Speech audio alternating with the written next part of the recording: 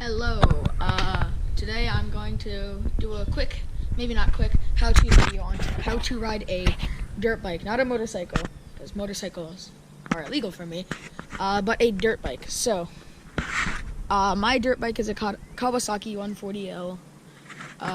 So, things you might want to know, it is a 4-stroke engine, meaning it doesn't have to have 2-stroke oil, just pure gasoline. And, you're gonna want gloves, goggles, and a helmet, because if you fall, then that's not fun. And you're also gonna need riding boots and jeans. Mine are a little bit beat up. Yeah. So, I guess first thing you want to do, you want to put on your helmet.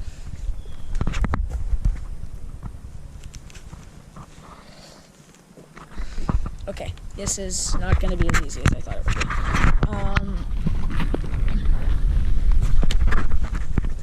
Alright, once you've got your helmet on, you want to strap it. So you go under here, and you need your hands for this. Alright, so you go under. It's like a football belt if you play football. You go under there, strap around, pull tight, and then you buckle it up here.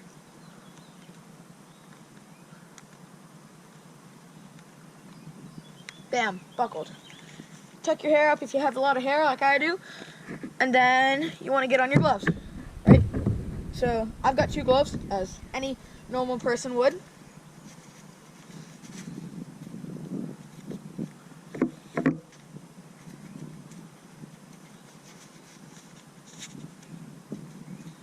Then you get your goggles on.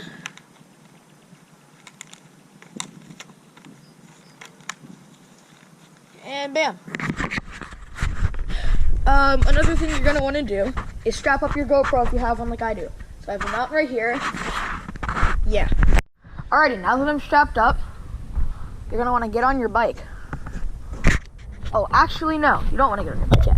You want to go underneath, and you see the little valve right there? Gasoline. You want to turn that on.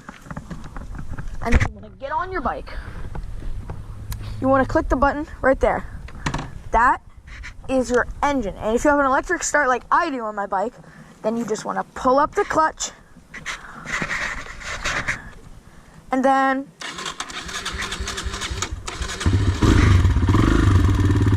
you want to let it warm up for a few minutes, slowly pushing the clutch down, or it'll stall. You want to keep holding the throttle, or whatever you want to call that, until it can idle, and then you want to slowly move it in and keep going and all that, and then you're good. Now, yeah. Okay, so now I'm able to idle with the choke all the way down. I might have called that clutch, it's choke. It's called a choke, or the choke. You want to get up. I'm going to get back going, right? So I'm able to idle. That's good. The first thing you want to do, now that you're all the way down, is, you see this little guy right here? That's your gear shift, right? So this bike is very important, as it's, hold up. It goes 1 down, 1, 2, 3, 4 up. And then it also has a neutral gear, which is barely up. And it's able to roll in neutral. Neutral is like a half gear between 1 and 2, so you don't pull up as hard. If you pull up hard, you go into 2, but if you pull up gently, you go up into neutral, right? So you want to be in neutral to start the bike. So you start the bike, right? And to get moving, you want to pull in the clutch, go into gear 1, give it a little gas, and slowly let go of the clutch until it's all the way out and you're moving. Ready?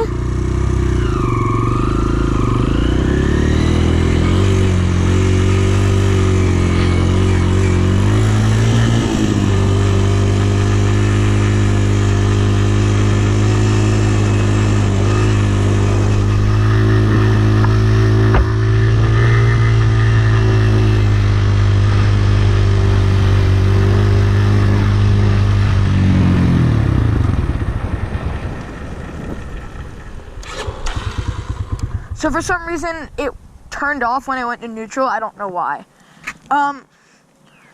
So that was nice and slow. Good run around, right? That's good. That was good. What you want to do now is when you're riding and you start to hear it like go like a higher pitched thing, like it's struggling, you want to shift into the next gear. Now you want to ease it out when you're going into first, but once you're moving, you can let it pop a little bit. So you can go out to here and then you can pop it. Or if I'm going really, sorry I burped. If I'm going really fast, sometimes I'll shift and I'll just pop.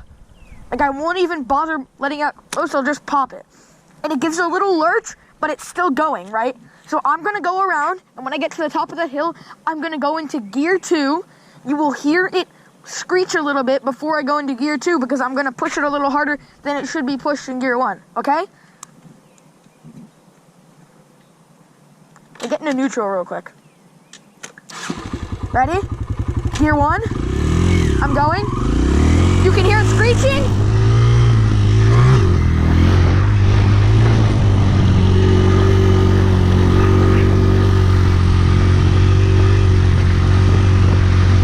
Gear 3.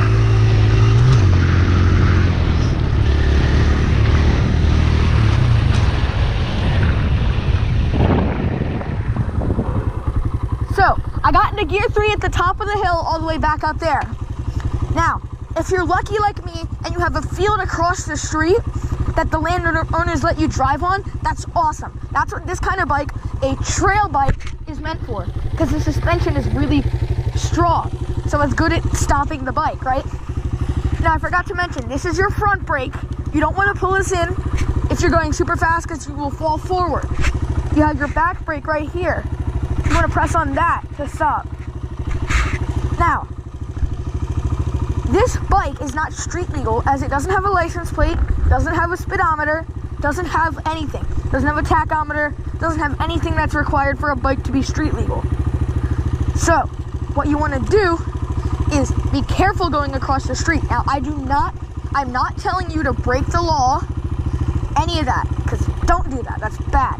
So I'm gonna carefully cross the street, and I'm gonna go out into the field, and I'm gonna ride a little bit, and I'm gonna show you what it's like. I might go into gear 5.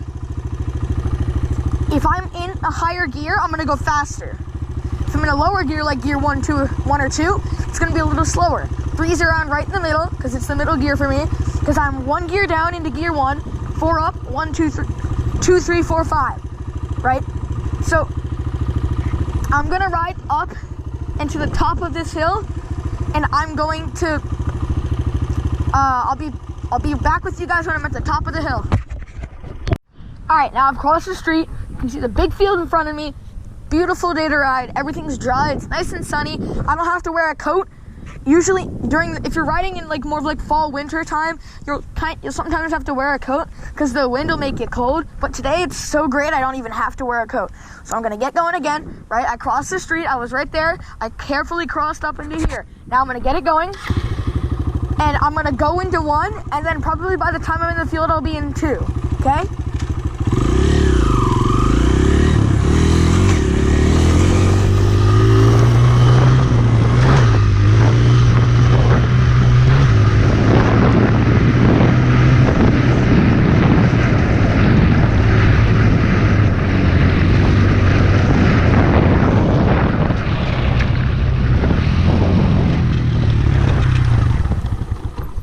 All right, another important thing, when you're in a field and you got this kind of straw on the ground and the mud, if there's more straw, you're a little bit okay to steer better, but when you're on the mud, you will slip. And slipping is not good because you'll fall, you'll lay it down, and the engine is really hot.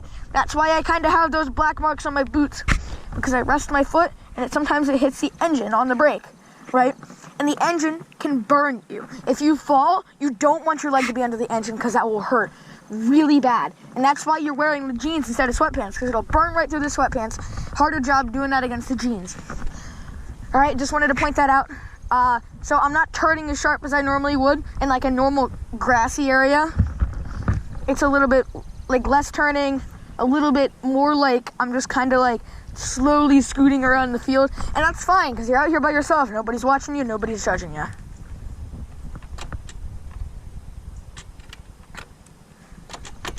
Hold up, gotta get into neutral. Oh yeah, one other thing. You can start the bike in first gear, you just have to hold in the clutch. So you hold in the clutch, start the bike, and you can just go. Or, you know, you could be in neutral without even knowing it.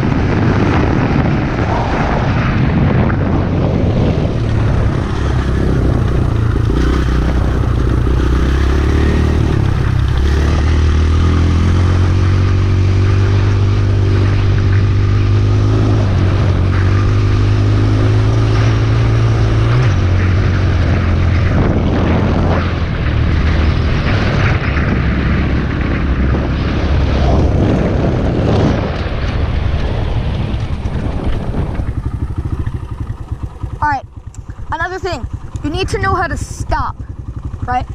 So I'm going to go up the street carefully. I'm going to go a little fast because I'm going to show you how to stop. You don't want to just go all the way back down to gear 1 with the clutch and hammer the brake because that'll mess up with your brake. The engine can stop you, right? So if I'm in gear 4 and I'm flying up the hill, I stop going into gear 3, or I don't stop.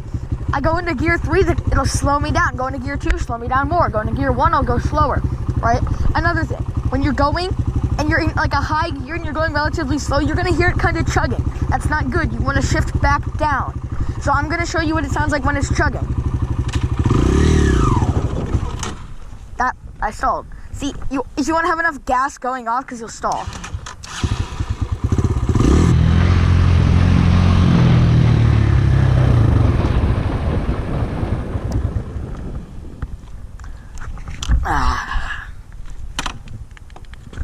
Make sure you turn this off, turn that off, turn the gas off, right? Then you're good, right? But you want to take it back into the garage if you have a trickle charger like me. Trickle charger, so if you accidentally leave it on or you don't use it for a while, your thing won't die. It'll slowly charge you back up so you're always ready to go.